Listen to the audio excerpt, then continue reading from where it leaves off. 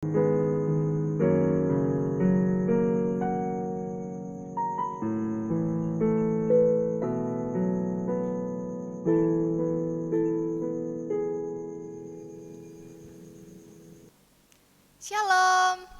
selamat malam.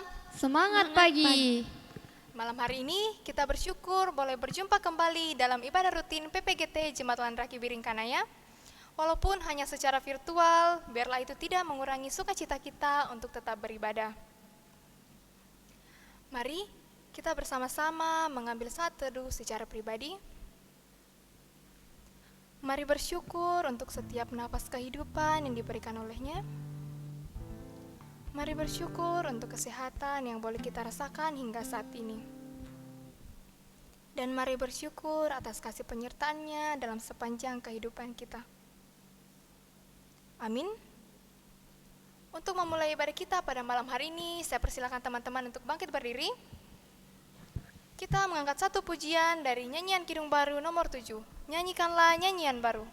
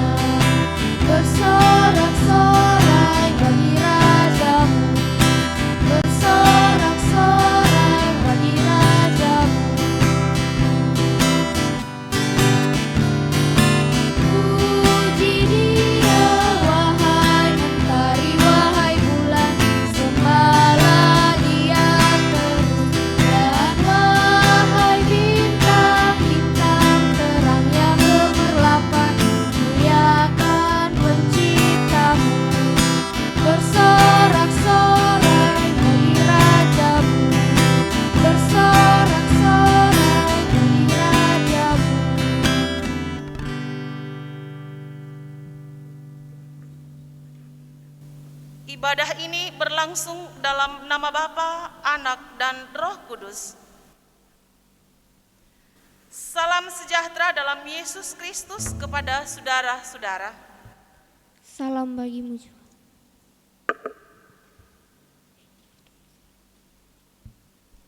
Kita akan membaca pembacaan Alkitab berkelanjutan yang terdapat dalam Keluaran 3 ayat yang pertama hingga ayat yang ke-22. Dipersilakan duduk kembali.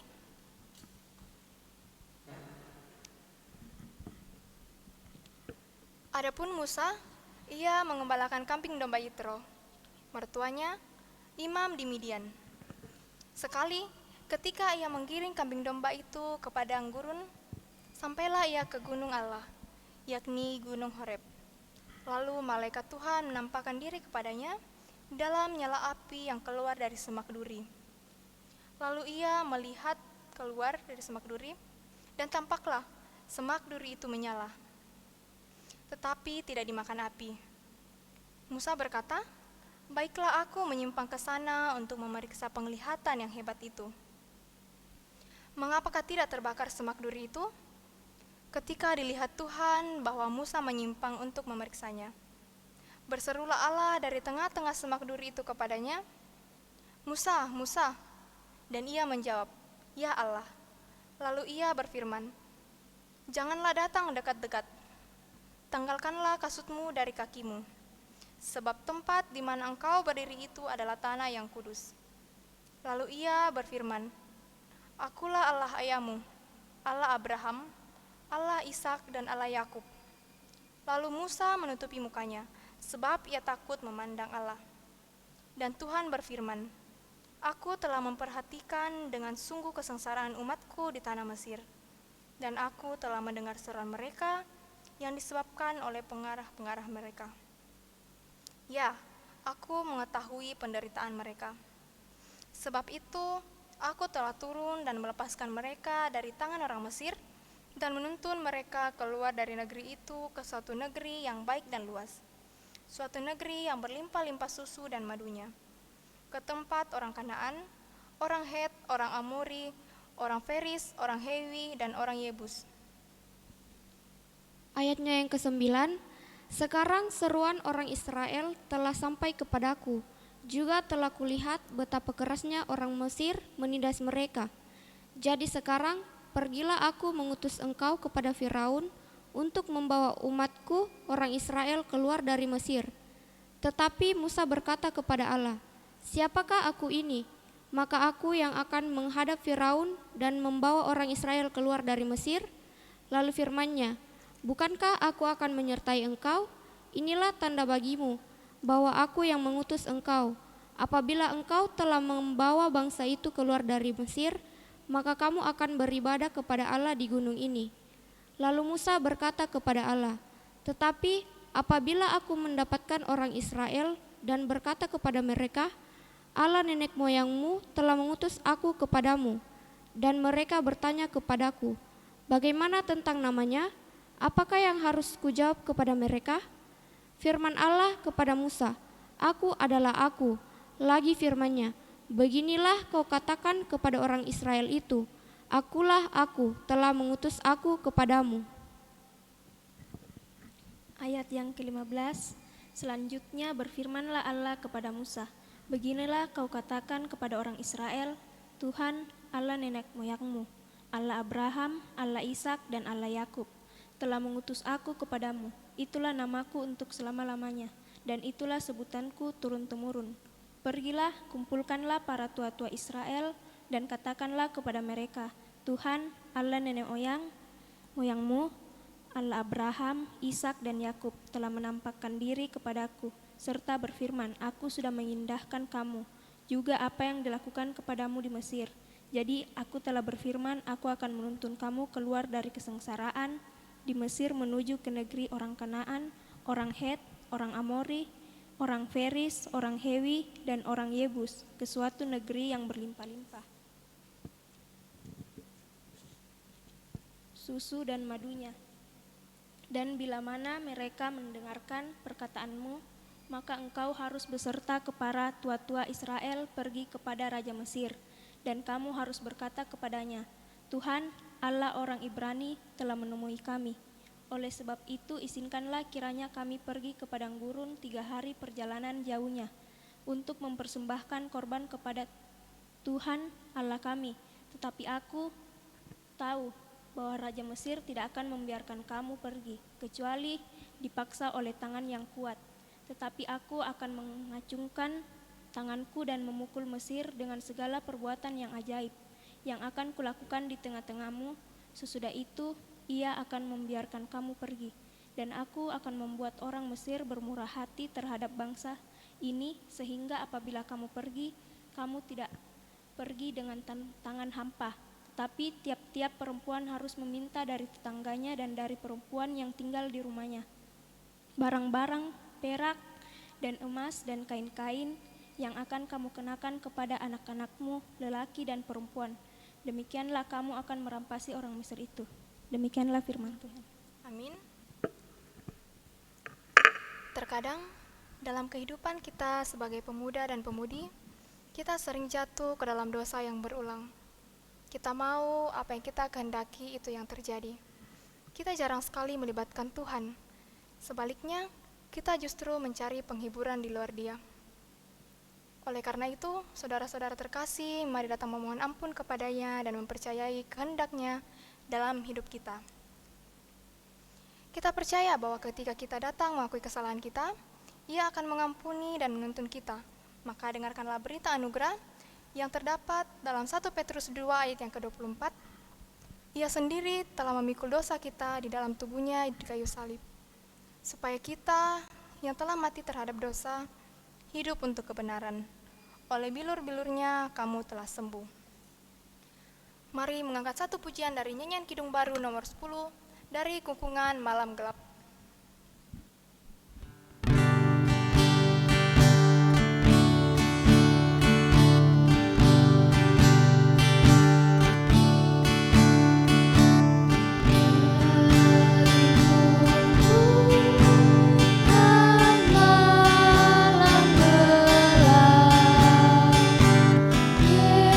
Yesus Tuhan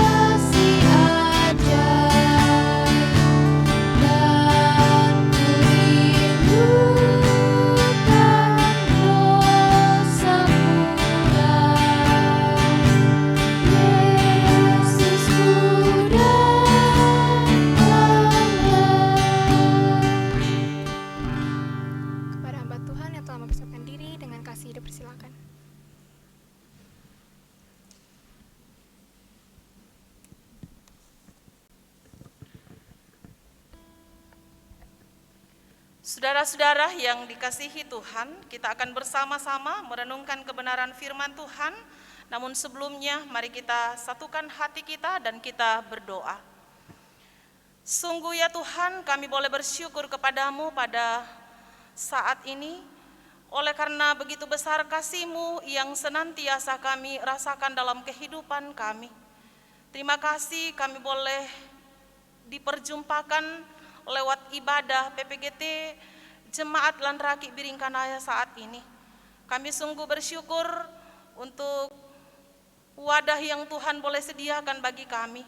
Di dalamnya kami akan bersama-sama memuji dan memuliakan nama Tuhan. Dan sekarang Tuhan, kami akan mempersiapkan diri kami untuk mendengarkan kebenaran firman Tuhan. Berkati setiap kami ya Tuhan, biarlah firman-Mu yang kami akan dengarkan saat ini boleh tertanam baik dalam hati kami. Terlebih Tuhan, kami dimampukan untuk melakukannya dalam sepanjang kehidupan kami.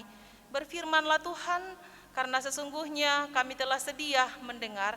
Dalam nama Tuhan Yesus kami berdoa, mengucap syukur kepada Bapa di sorga. Haleluya, amin. Izinkan saya untuk melepaskan masker. Kita akan bersama-sama merenungkan kebenaran firman Tuhan. Bahan Alkitab yang diberikan kepada saya dipilih dari kitab pertama Raja-Raja pasal 10. Pertama Raja-Raja pasal 11 ayat yang pertama hingga ayatnya yang ke-10. Sekali lagi pertama Raja-Raja pasal 11 ayat yang pertama hingga ayatnya yang ke-10. Lembaga Alkitab Indonesia memberi judul Salomo jatuh ke dalam penyembahan berhala. Adapun Raja Salomo mencintai banyak perempuan asing. Di samping anak perempuan anak Firaun, ia mencintai perempuan-perempuan Moab, Amon, Edom, Sidon, dan Het. Padahal tentang bangsa-bangsa itu Tuhan telah berfirman kepada orang Israel, janganlah kamu bergaul dengan mereka, dan mereka pun janganlah bergaul dengan kamu. Sebab sesungguhnya mereka akan mencondongkan hatimu kepada Allah-Allah mereka. Hati Salomo telah terpaut kepada mereka dengan cinta. Ia mempunyai 700 istri dari kaum bangsawan dan 300 gundik. Istri-istrinya itu menarik hatinya daripada Tuhan. Sebab pada waktu Salomo sudah tua, istri-istrinya itu mencondongkan hatinya kepada Allah lain, sehingga ia tidak dengan sepenuh hati berpaut kepada Tuhan Allahnya seperti Daud ayahnya. Demikianlah Salomo mengikuti Asitoret, dewi orang Sidon, dan mengikuti Milkom, dewi kekejikan sembahan orang Amon. Dan Salomo melakukan apa yang jahat di mata Tuhan, dan ia tidak dengan sepenuh hati mengikuti Tuhan seperti Daud ayahnya. Pada waktu itu Salomo mendirikan bukit pengorbanan bagi Kamos, dewa kejijikan sembahan orang Moab, di gunung di sebelah timur Yerusalem, dan bagi Molok, dewa kejijikan sembahan Bani Amon. Demikian juga dilakukannya bagi semua istrinya, orang-orang asing itu, yang mempersembahkan korban ukupan dan korban sembelihan kepada Allah-Allah mereka. Sebab itu Tuhan menunjukkan murkanya kepada Salomo, sebab hatinya telah menyimpang daripada Tuhan Allah Israel, yang telah 2 kali menampakkan diri kepadanya, dan yang telah memerintahkan kepadanya dalam hal ini, supaya jangan mengikuti Allah-Allah lain, akan tetapi ia tidak berpegang pada yang diperintahkan Tuhan. Demikian jauh pembacaan firman Tuhan. Yang berbahagia adalah kita semua yang masih diberi kesempatan untuk mendengarkan firman Tuhan. Terlebih firman itu kita berlakukan dalam sepanjang kehidupan kita. Shalom. Saudara-saudara yang dikasihi Tuhan, apa kabar semua? Puji Tuhan, kita boleh diberikan kesehatan oleh Tuhan Bersyukur juga untuk kesempatan hari ini kita boleh bersekutu bersama-sama lewat ibadah PPGT. Secara khusus saya pribadi bersyukur karena boleh diberikan kesempatan untuk boleh melayani PPGT. Dan kalau tidak salah, sebelum pandemi saya terakhir diberi kesempatan melayani di kompleks fisioterapi waktu itu. Dan hari ini setelah kita melewati pandemi, saya bertemu lagi bersama dengan saudara-saudara. Tema renungan kita dari firman Tuhan saat ini adalah jangan biarkan dirimu jatuh dalam penyembahan berhala. Jangan biarkan dirimu jatuh dalam penyembahan berhala. Nah, dari tema ini, saudara-saudara yang dikasihi Tuhan, kita bisa melihat ada satu makna yang tersirat dalam kalimat tersebut. Dari kalimat ini mengandung sebuah perintah atau larangan. Jangan biarkan dirimu jatuh dalam penyembahan berhala. Itu adalah sebuah perintah yang diberikan Tuhan bagi kita umat manusia. Biasanya kalau saya di rumah bersama dengan anak-anak saya, sebelum keluar dan dia menggunakan kendaraan, saya biasa katakan begini, jangan ngebut dan hati-hati di jalan. Nah, ini adalah sebuah ungkapan yang diberikan Tuhan kepada manusia untuk dilakukan. Dan melalui firman Tuhan hari ini yang kita baca dalam kitab pertama Raja-Raja pasal 11 ayat 1 hingga ayatnya yang ke-10, kita akan belajar satu tokoh yaitu Raja Salomo. Nah, kita akan memperhatikan bagaimana kejatuhan Salomo.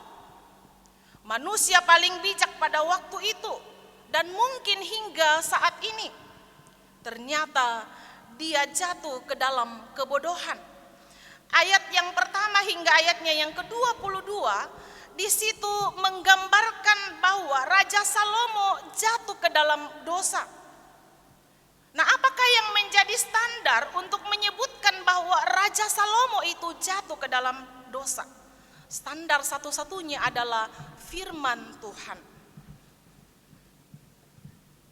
Firman Tuhan mengatakan bahwa orang Israel tidak boleh memiliki Allah lain. Jelas sekali ketika kita akan membaca di dalam kitab Keluaran pasal 20 ayatnya yang ketiga. Dan kitab Ulangan pasal 6 ayat 4 hingga ayatnya yang kelima. Dan ada beberapa juga dituliskan di dalam kitab Ulangan. Tetapi justru inilah terjadinya kejatuhan Raja Salomo.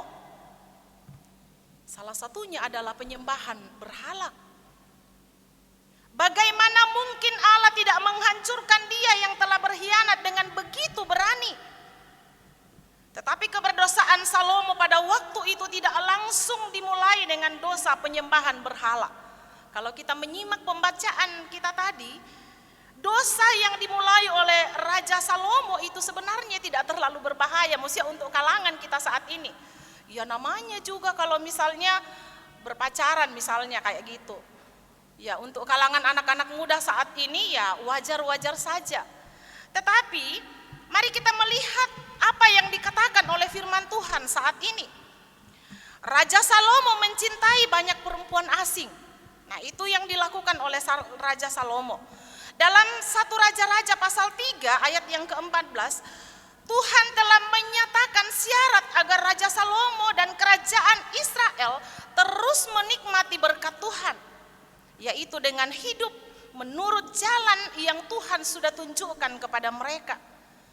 Namun saudara-saudara, Salomo gagal melakukan itu karena dia mencintai perempuan-perempuan asing. Walaupun Tuhan sudah melarangnya di dalam Ulangan pasal 7 ayat 1 sampai 4. Tetapi Salomo pun melakukan hal itu. Dan mengapa Tuhan tidak mau orang Israel kawin campur dengan penduduk Kanaan? Ini yang menjadi persoalan. Mengapa Tuhan melarang adanya kawin campur saat itu?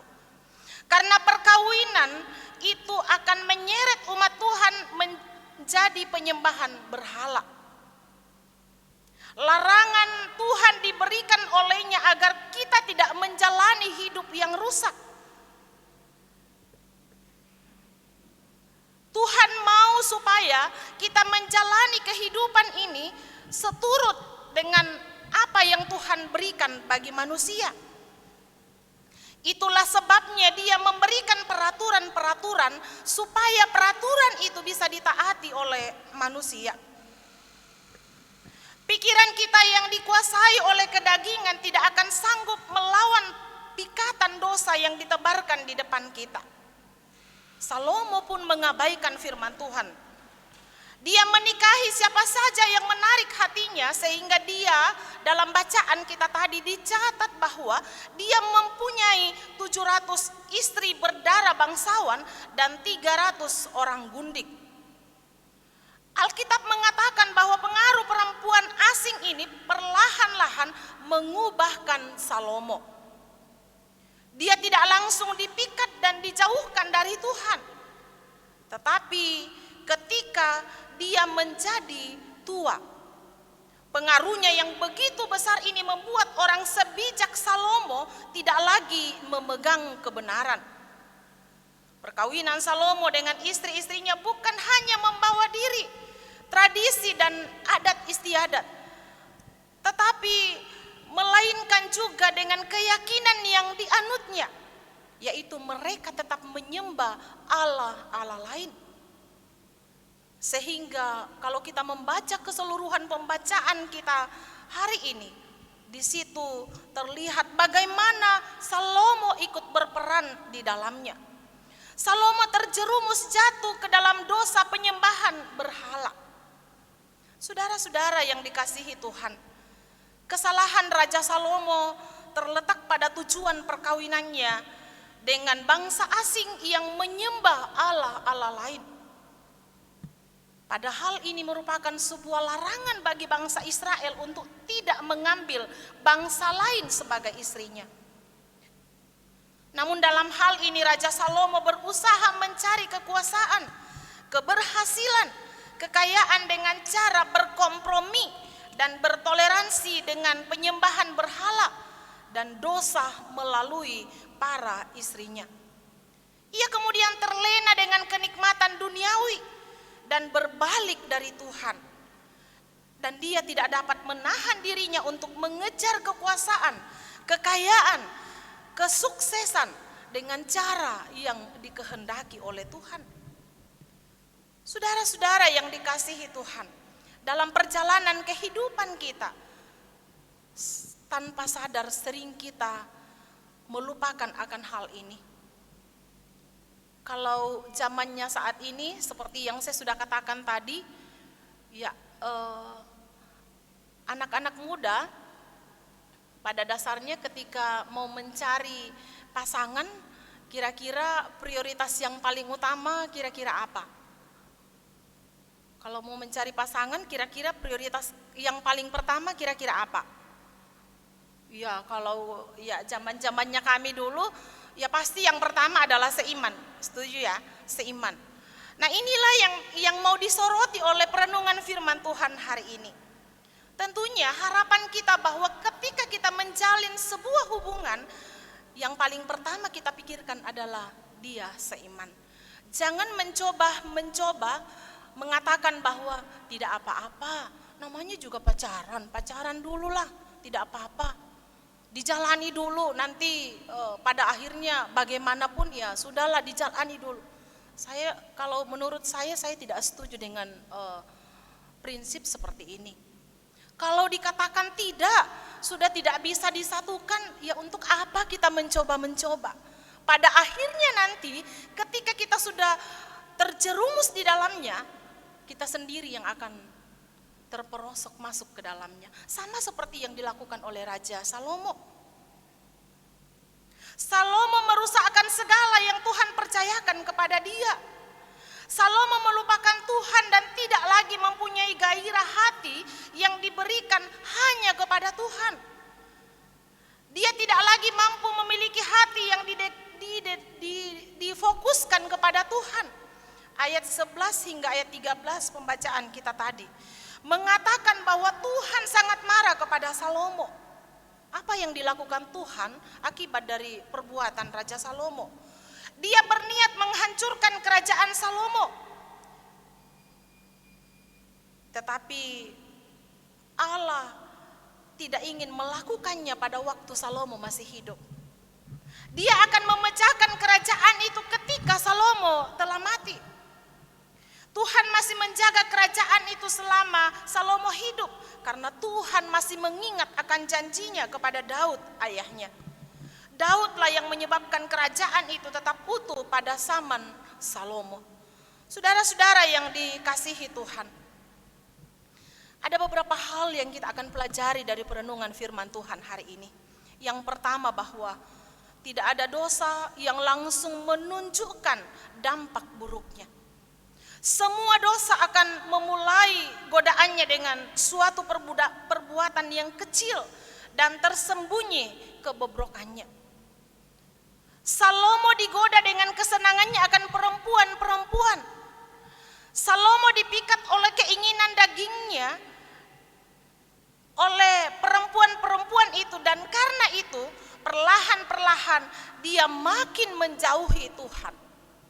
Jadi seperti yang saya katakan tadi, kalau mau mencoba-mencoba, jangan. Roh itu penurut tetapi daging lemah. Kadangkala ketika kita berpikir akan, ya sudahlah kita coba-coba dulu. Tetapi memang dari hal-hal kecil tidak akan langsung kita rasakan dampaknya. Nanti pada akhirnya baru kita akan rasakan, oh ternyata kita sudah mengambil langkah yang salah. Mungkin kita akan melihat beberapa hal dalam kehidupan kita. Kecenderungan anak-anak Tuhan yang telah menjauh dari kehidupan, telah menjauh dari Tuhan. Misalnya, mungkin kita akan makin malas untuk berdoa. Mungkin kita akan makin malas untuk bersekutu dengan Tuhan, membaca firman Tuhan. Kita akan menjadi sosok pemuda pemarah, egois, dan lain sebagainya.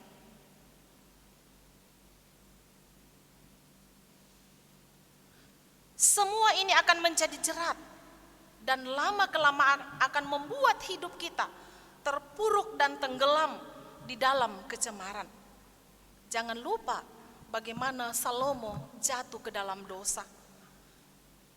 Jika dia pun jatuh ke dalam dosa, apalagi kita semua. Yang kedua, Salomo mengkhianati Tuhan ketika dia telah diberkati dengan segala hal yang indah dan mulia.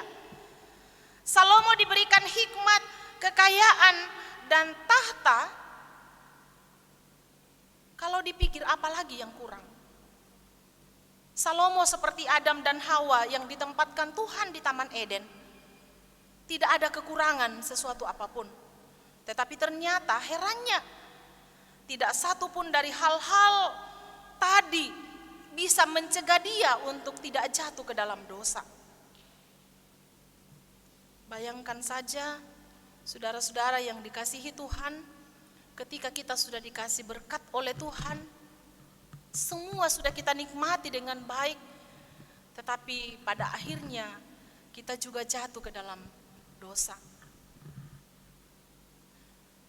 Kita berbuat dosa di tengah-tengah berkat Tuhan yang Tuhan sudah limpahkan dalam kehidupan kita. Seharusnya kita pelihara berkat Tuhan itu, dan hidup kita akan menjadi hidup yang senantiasa mempermuliakan nama Tuhan. Kalau begitu, apa yang harus kita lakukan di dalam kehidupan kita agar kita tidak jatuh di dalam dosa?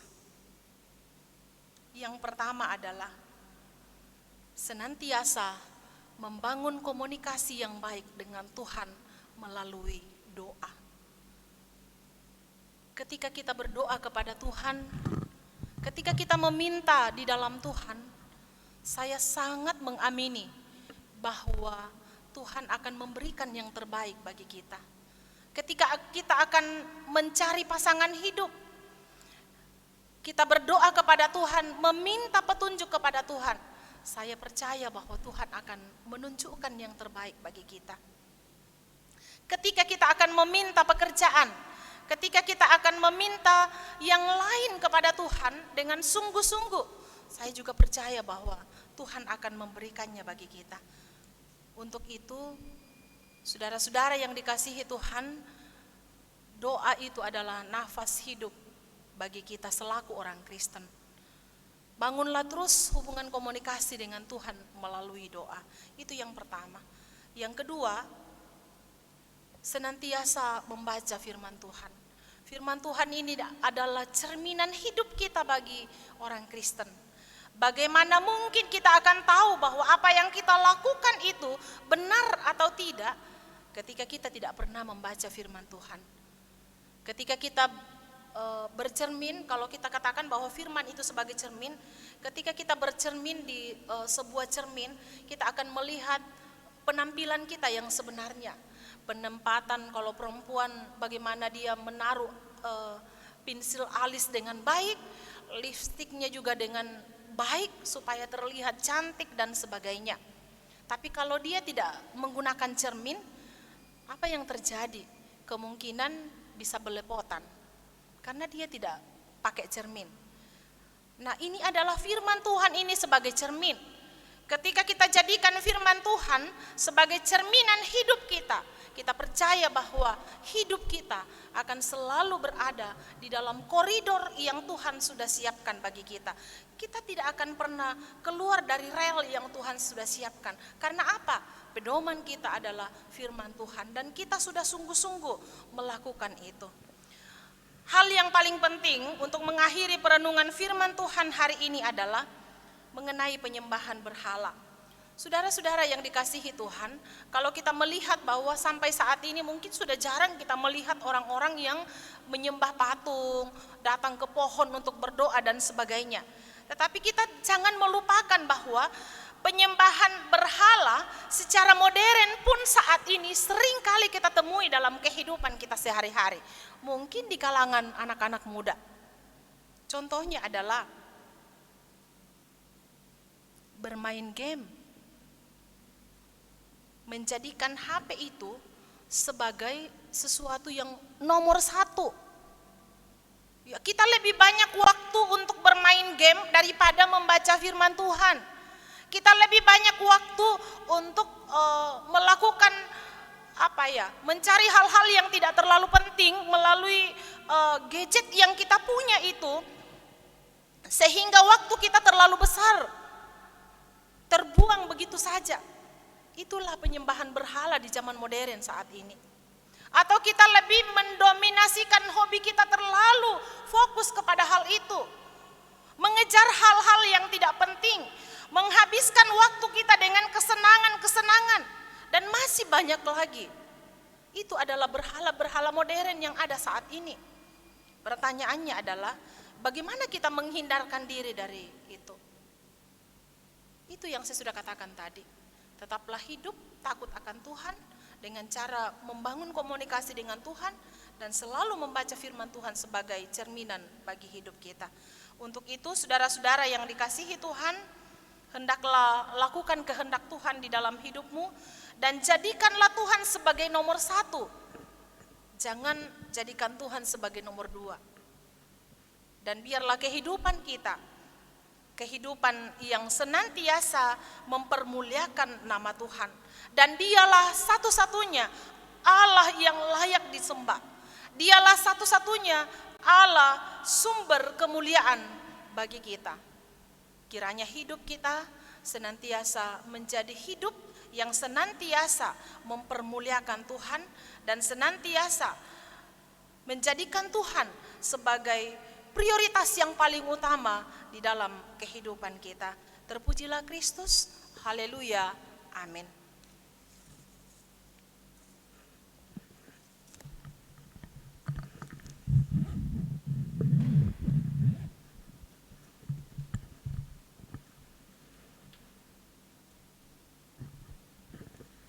Demikianlah firman Tuhan yang telah kita dengarkan bersama, kiranya menjadi pedoman dalam masa muda kita. Untuk merespon firman Tuhan, mari mengangkat satu pujian dari nyanyian firman-Mu.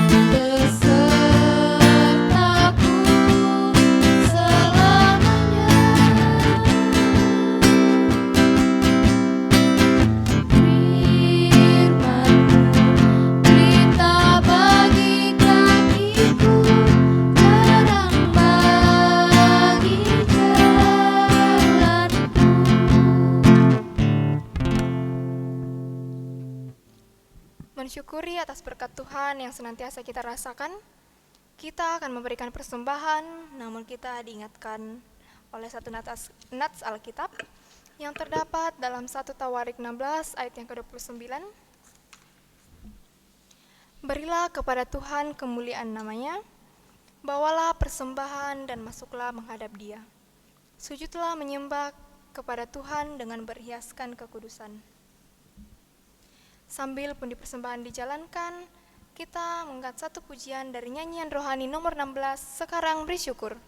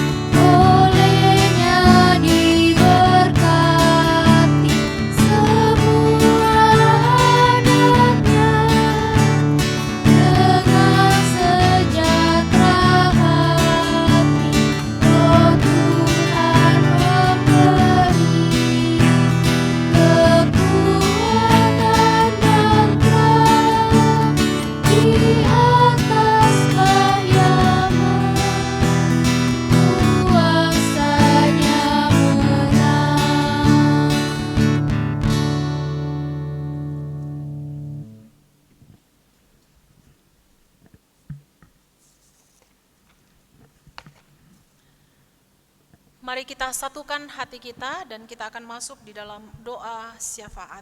Kita berdoa. Sungguh kami mengucap syukur kepadamu ya Tuhan.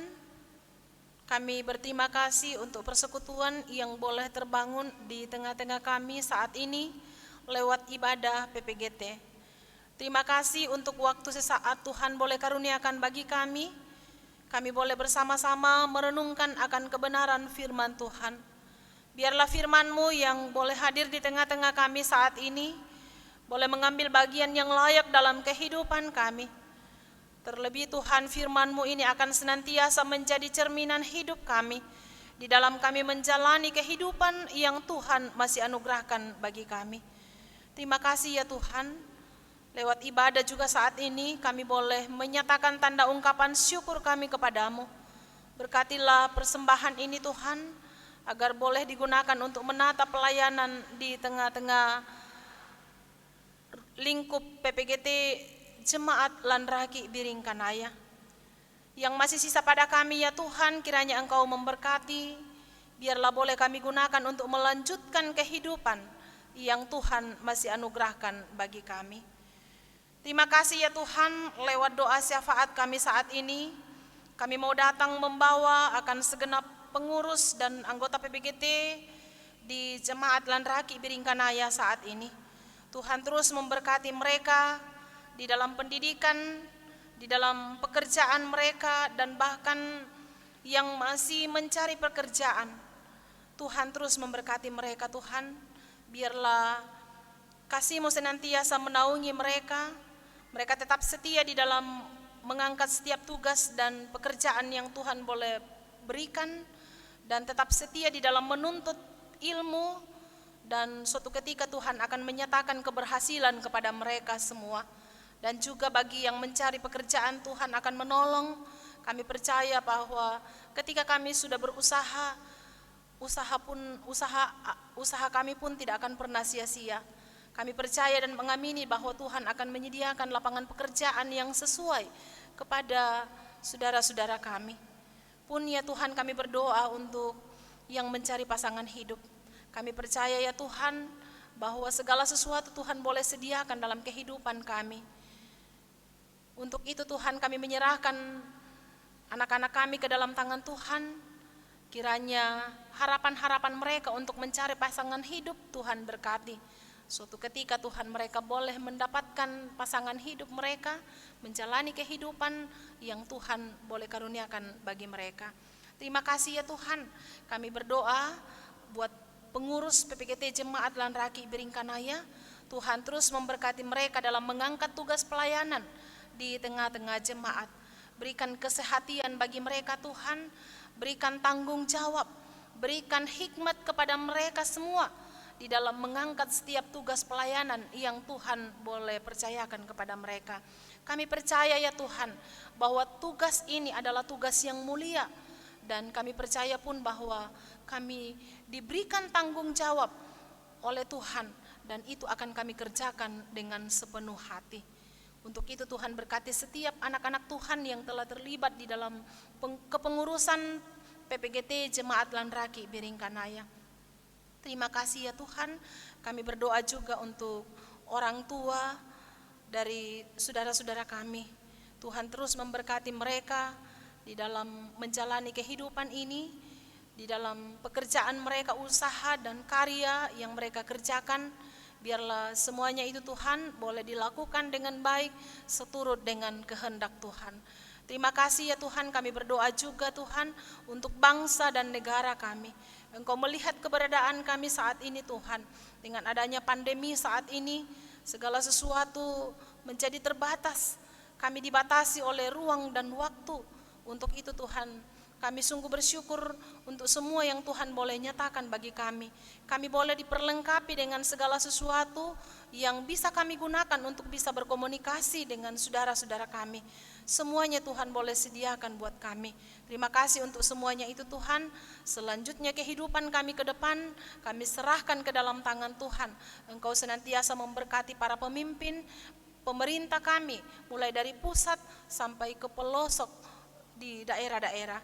Biarlah Tuhan, mereka boleh memikirkan hal yang terbaik demi memutuskan rantai penyebaran COVID-19 ini Tuhan. Berikan kami kesehatan, kekuatan di dalam menjalani setiap kehidupan yang Tuhan anugerahkan bagi kami. Terima kasih ya Tuhan, seluruh kehidupan kami saat ini kami mau serahkan ke dalam tangan Tuhan. Tuhan terus menuntun dan memelihara kehidupan kami.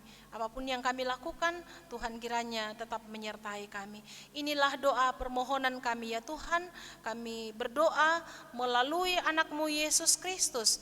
Itulah Tuhan dan Juru Selamat kami yang hidup, yang telah mengajar kami berdoa bersama-sama demikian.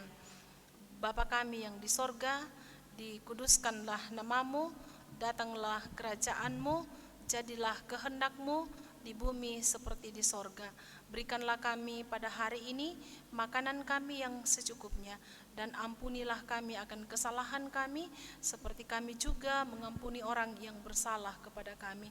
Dan janganlah membawa kami ke dalam pencobaan, tetapi lepaskanlah kami daripada yang jahat, karena Engkaulah yang mempunyai kerajaan dan kuasa dan kemuliaan sampai selama-lamanya. Amin.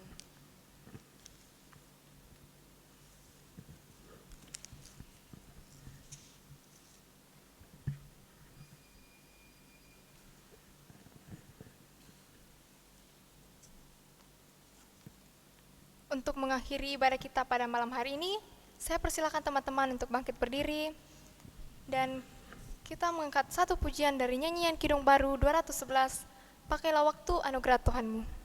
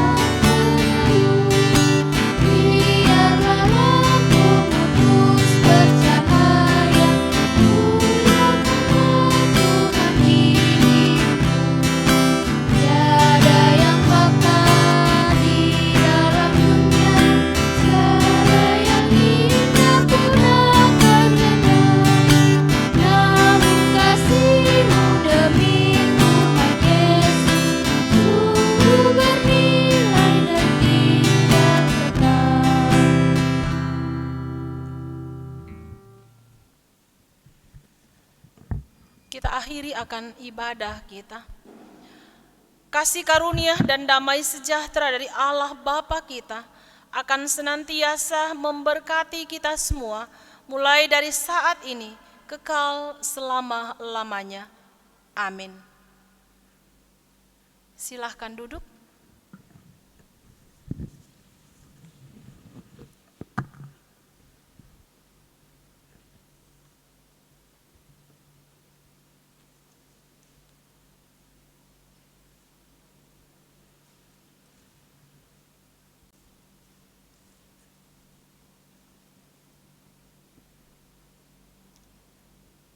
Saya persilakan untuk bangkit berdiri.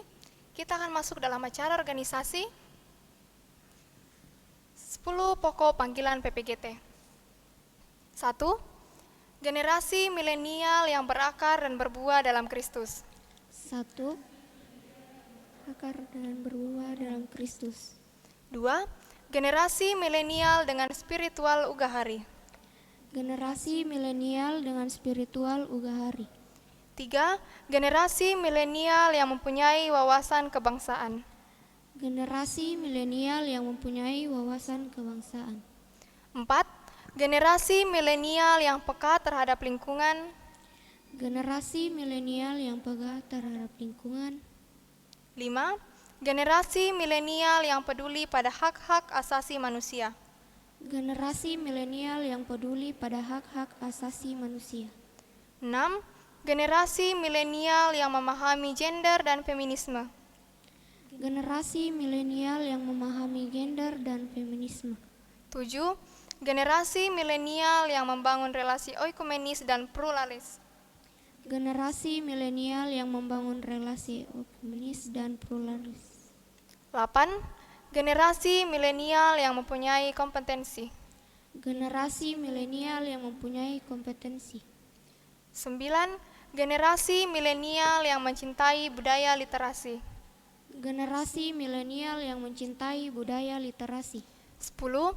Generasi milenial yang mencintai kebudayaan Toraja dan kearifan lokal lainnya. Generasi milenial yang mencintai kebudayaan Toraja dan kearifan lokal lainnya. Dipersilakan duduk kembali.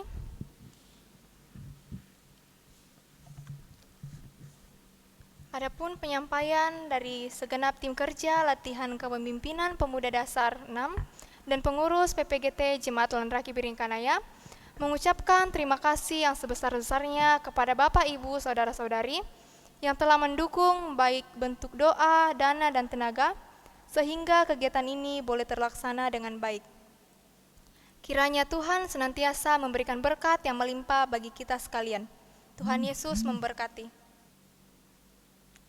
Demikian ibadah kita pada malam hari ini. Sampai jumpa dalam ibadah selanjutnya. Tuhan Yesus memberkati.